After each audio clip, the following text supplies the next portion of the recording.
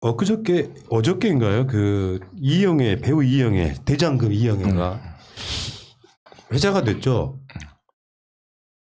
이영애 씨가 국회 국방위원들한테 거액 후원을 했다 이런 거잖아요. 500만 원씩 막. 근데 일단 난 깜짝 놀란 게 돈 액수에 놀란 게 아니라 이영애 씨 남편 정호영 씨 나이 보고 놀랐어요. 70살이시더라고. 왜냐하면 이영애 씨하고 이 정호영 씨가 언론에 노출됐을 때 정호영 씨가 굉장히 젊게 나왔기 때문에 이렇게 나이 많은지는 몰랐거든요. 이영애하고 딱 20살 차이가 나요. 지금 사진 봐도 그렇게 나이는 안 드셔 보여요. 딱 74 같은. 엄청나게 관리를 하신 느낌이 들던데. 푸나님도 100세신데 지금. 그러니까요. 센스 있는데. 내 원래 목소리 방송 한번 해볼까요? 호영아. 막 좋아 죽는다 지금. 아니 여러분들이 이제 그 정호영이라고 옛날에 그 전두환 시대 정호영 그 사람 생각하시면 안 됩니다. 또 혹시 또. 예. 그거 정호용이고. 예. 어쨌건 이 정호용 씨가 H사라고 하는 방위산업체 오너예요, 오너. 그래서 이 H사가 레이더 특수 전자통신 장비 등 군사 장비를 개발하고 생산하는 업체인데 이 사람이 이 회사가 방사청 등에다가 납품해야 되는 당사자이기 때문에 이영애 이름으로 이렇게 국방위원들한테 민주당도 있고 국민의힘도 있고 이렇게 후원을 하게 되면 이거 이해충돌이다 뭐 이런 논란인 거예요. 그러니까 이게 보면 어디서 많이 본 거니까 느낌이 좀 그런 느낌이 좀 들잖아요. 이게 뭐 그럴 리가 없지만 보고 있으면서 뭐 어디 뭐 미술 전시회에 돈을 막 지원했던 그런 사건이 생각나는 거니까 계속 저는 이게 그 이영애 씨 팬이기 때문에 그분하고 비교하지 말아주시고요. 일단은요. 아 미치겠어 같이 방송 못 하겠어요. 힘들어요 저. 아니 그 뭐냐면 이게 전 그 뭐냐면 이게 이 정호영 씨하고 관계가 외가 쪽에 그 정진석 의원하고의 관계가 있는 거예요. 같은 정씨잖아요. 아니 그 친척 관계예요. 그리고 정진석 씨는 누굽니까 또 이게 박덕금 씨. 사돈. 사돈이잖아요. 그것과 연결되니까 이게 너무 이해충돌이란 것들이 대해서 이게 저는 국회의원이 만들어 온 법이고 받는 건데 500만 원씩 받고 하는 것들을 보면 누구나 줄 수 있고 이게 합법적인 뇌물이 될 수 있는 거기 때문에 맞습니다. 안 받아야 한다고 생각. 이 법을 없애야 돼요. 뭐. 국회의원으로 나와서 하는 말 있잖아요. 뭐 지역구가 있으려면 유지비하려면 하지만 금액을 왜 500만 원 합니까? 10만 원, 20만 원 할 수 있는 거고 좀 노골적으로 진짜 고액 있는 사람들한테 이런 길을 열어주는 것들은 좀 문제가 있고 이번 국회 21대 국회에서도 금액을 하향 조정하시고 연간 납부 금액도 50만 원, 40만 원으로 해야 한다고 저는 봅니다. 이영애 씨한테 한마디 하세요. 이영애 하지 씨? 말라고. 이영애 씨가 새날 들어 스포츠 싸주는 게 훨씬 더 부담스럽지 않을까요? 어쨌건 군 납품업자의 부인이 국방위원들한테 거액을 후원했다 이런 거고 이 정호영 씨가 2000년에 당시 국회 국방위원장이던 천용택 의원한테 군납 편의를 대가로 5천만 원을 공유한 혐의로 구속사를 받았던 적이 있습니다. 네. 나중에 뭐 이제 대가성 인정 안 돼서 뭐 불기소되고 그랬었는데 어쨌건 이러면서 자신 이름으로는 안 하고 부인 이름으로 하는 도대체 이영애가 왜? 알고 봤더니 남편이 군 납품업자였다 이렇게 보면 될 것 같고 아무튼 그 깜짝 놀랐습니다. 국민 여배우를 참 그 지금 그분의 남편이 70세라고 하는 것이 뭔가 굉장히 화제가 됐잖아요. 저는 보면서 나에게도 아직 미래가 있구나. 나도 20살 연하와 결혼할 수 있을지도 모른다는 좀 희망에 불타올랐습니다. 정호영 씨 재산 2조인 거 아시죠? 꼭 그래야 되겠어. 꼭 그래야 했나요? 아니 내가 봤을 때는 누나들하고 결혼하는 게 인생 편하게 사는 길이에요. 왜 자꾸 소위 말하면 어린 여성을 원하세요? 아니, 좀 불편하게 살게요. 저는 꼭 그렇게 되길 기원 드리겠습니다. 감사합니다. 그래서 이제 이게 지금 그 후원금 얘기가 나온 게 후원금 모금 관련한 게 이제 공개가 돼서 그런 거잖아요. 21대 국회 첫 후원금 집계가 나왔었는데 민주당이 350억 모았다 그러고 국민의힘은 156억 원에 그쳤다 그러고 그러니까 민주당이 반토막 정도는 안 거잖아요. 그러니까 한국일보가 타이틀을 이딴 식으로 달아도 되냐? 350억 후원금 모은 민주당 돈은 권력에 몰렸다. 좀 약간 이렇게 베베 꼬이면 안 돼. 인생 이렇게 살면 안 돼. 근데 사실 저는 이거 보면서 이렇게 정말 어떤 의도로 썼는지 제가 봤을 때 푸나님 말씀하신 그 의도일 거예요. 이 기사를 작성한 사람은. 근데 정말 저는 권력은 어떻게 보면 돈과 권력은 정지가다는 생각이 좀 들었어요. 이제 이게 돈이 봤을 때 다음 세대 권력이 누군지를 아는 거죠. 돈이 봤을 때 다음 세대 권력이 민주당인 거예요. 국민의힘이 아닌 거예요. 그동안 우리나라 역사에서 민주진영 계열의 모금이 이런 식으로 몰린 적이 몇 번이나 있었을까요? 거의 없거든요. 제가 알고 있기로는. 그렇죠. 예, 예. 근데 지금 돈을 가진 자들이 봤을 때 다음 세대 권력은 국민의힘이 있지 않다. 다음 세대 권력은 민주당에 있다라고 판단을 했기 때문에 자기네들이 돈이 이렇게 가는 거예요. 돈은 정직합니다. 자본주의에서. 예. 예. 후원금 상위 20명 중 민주당이 15명 뭐 이렇게 되고요. 민주당이 350억, 국민의힘 156억, 정의당 11억, 열린민주당 3억, 국민의당 1억 뭐 이런 1억 9천만 원 이런 정도 수준이거든요. 국회의원 300명의 1인당 평균 후원금 모금액은 1억 7,942만 원. 근데 이게 그 정변 이야기처럼 그런 거죠.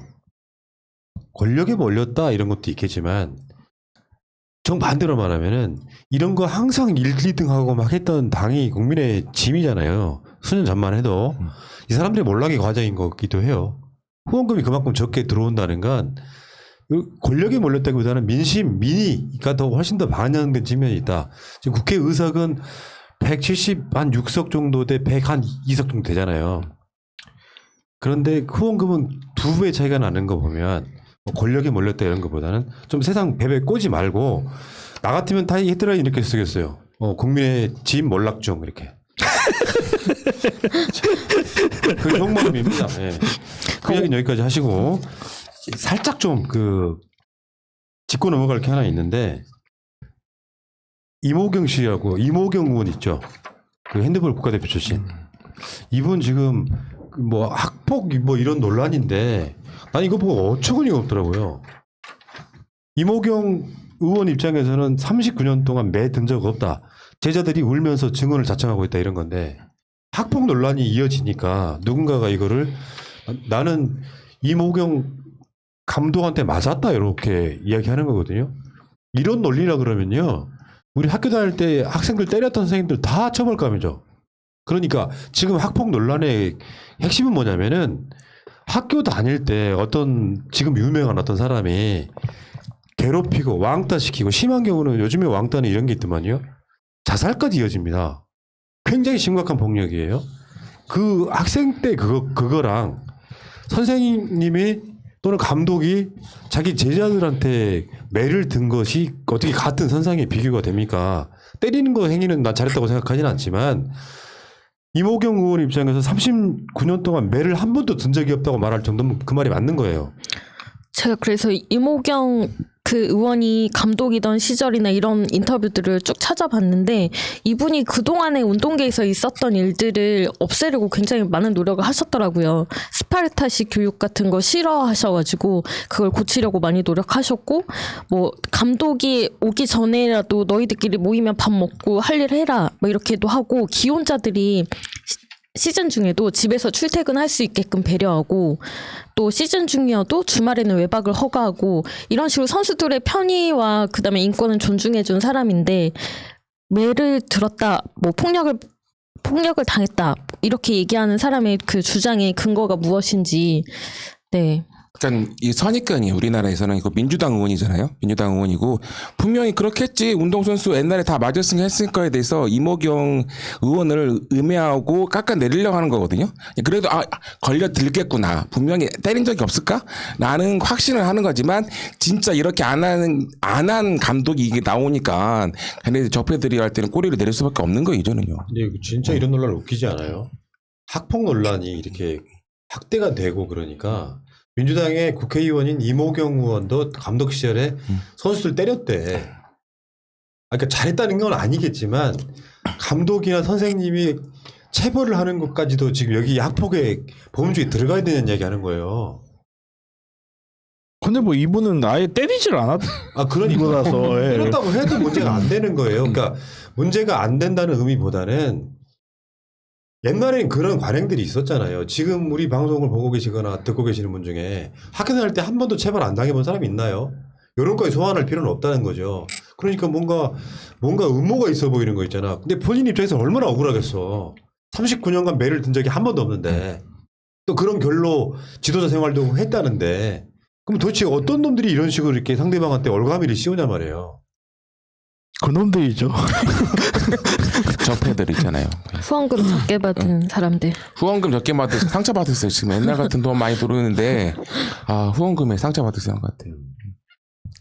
사실 이런 학폭 논란이 일면 이렇게 변호사 입장에서는 우려가 되는 부분이 분명히 있어요. 그러니까 학폭 논란을 당연히 폭력을 쓴 사람을 잘했다라고 이야기하고 싶은 건 절대 아니에요. 그리고 피해자가 잘못했다라고 하고 싶은 이야기도 아닌데 우리나라의 교육의 문제, 엘리트 체육의 양성 문제는 아무도 지적을 안 해요. 정말로 우리나라 교육 체계에서는 공부 잘하는 애들은 모아놓고 심화반이나 더 가르치고 공부 못하는 애들은 거의 포기하다시피 놔두고 운동하는 애들은 수업 안 들어와도 아무도 터치 안 하고 자기네들끼리 모아놓고 이 안에서 엘리트 체육인들 양성하는 그 시스템 안에서 자라다 보니까 학폭에 끊임없이 노출되는 거예요. 그리고 정말 제대로 된 인성교육 전혀 없이 자라놓고 그 사람이 유명해졌다는 이유만으로 그 사람이 인성이 완성이 되는 게 절대 아니거든요.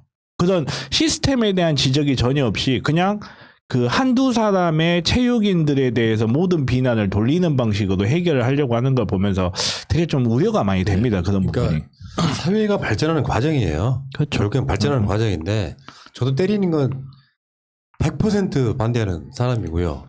뭐 라떼는 이렇기 때문에 설명을 드리려고 하는 이야기는 아니고 사회는 자식을 키워보거나 뭔가 사회생활을 해보면 윽박지르거나 폭력을 한다 그래서 그 사람이 발전하는 게 아니라 오히려 주눅이 들고 거짓말이 늘어나요. 아이들 키우는 것도 마찬가지입니다. 그러니까 강압적으로 뭔가 아이나 제자나 구성원을 변화시키려고 하면 안 되고 스스로 느끼게 만들어주는 게 중요해요. 좀 힘들지. 근데 예전의 방식, 뭐 이건 뭐 일제 잔재라는 표현도 있고, 그러니까 강압적으로 뭔가를 변화를 끌어내는 것은 타율적인 인간밖에 안 만들어지는 거라 현대의 교육이라고 하는 게 스스로 느끼게 해서 자발적으로 뭔가 발전하게 만드는 그 흐름이 분명히 있긴 하지만 예를 들어 우리 때 이 라떼라고 하는 게 실제로 이렇게 사랑의 매락을 해서 회초리로 뭐 종아리를 맞거나 자로 손바닥을 맞거나 근데 정말 비인간적인 선생님들 되게 많았어. 그거를 따라하라는 소리가 아니에요. 그런 문화가 없애야 된다고 말씀드리는 거야. 나 초등학교 때요. 그 선생님 국민학교 아닌가요? 초등학교 때 국민학교 때 아니 푸나님 때문에 서당. 소학교. 그런 거라고 얘기하지 마세요. 이야기 흐름을 저렇게 끊으면 돼? 굳이 저 사람 나이 많이 먹었다고 이야기하고 싶은 이유가 뭐야? 그런 방식으로 세상을 살지 말란 말이야. 내 말이야. 알겠습니다. 되게 무한하지? 아니요. 가만히 있어. 회초리 하나. 근데 그 선생님은요. 초등학교 때인데 학생들을 엉덩이를 까고 때렸어요. 여학생까지. 와, 변태인데. 지금도 난 그 선생님 생각하면 이해가 갈려요. 여학생도 엉덩이를 까고 때렸다. 와. 근데 그런 잔재가 남아있어. 이거 없애자는 문화. 그게 바뀌는 건 맞아. 학폭이 없어지는 것도 맞고 다 맞는데 억울한 사람 만들지 말아야 된다는 얘기 하는 거예요. 참. 대단한 선생님이셨죠. 그리고 실제적으로 요즘에는 학교에서 폭력이 없어요. 저희 애가 지금 21살이고 한 10여 년 전부터 선생님들이 체벌하지 않거든요. 체벌하지 않아도 아이들하고 커뮤니케이션 할 수 있는 거고 충분히 때린 체벌을 하는데 장난식이 돼요. 그냥 손바닥 대 이 녀석 뭐 그런 식으로 하는 거지. 옛날 같이 이렇게 막 일제시대 같이 막 우리 싸다기 막 하고 그런 선생님들은 없습니다 지금. 일제시대를 어떻게 하시는 겁니까? 책에서 봤잖아요. 일제시대라는 표현은 지금 안 쓰는 표현이에요. 이 무식한 것들아.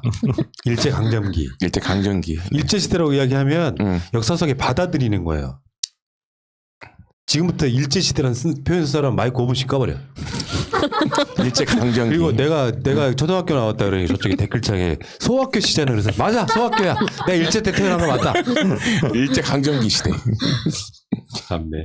이제 어쨌거나 이몽규 감독은 좀 억울하겠다 이런 생각이 들었고요. 이것도 뭐 금방 지나갑니다. 근데 억지로 뭔가를 씌우진 마라. 그 이야기 드리고요. 여기까지.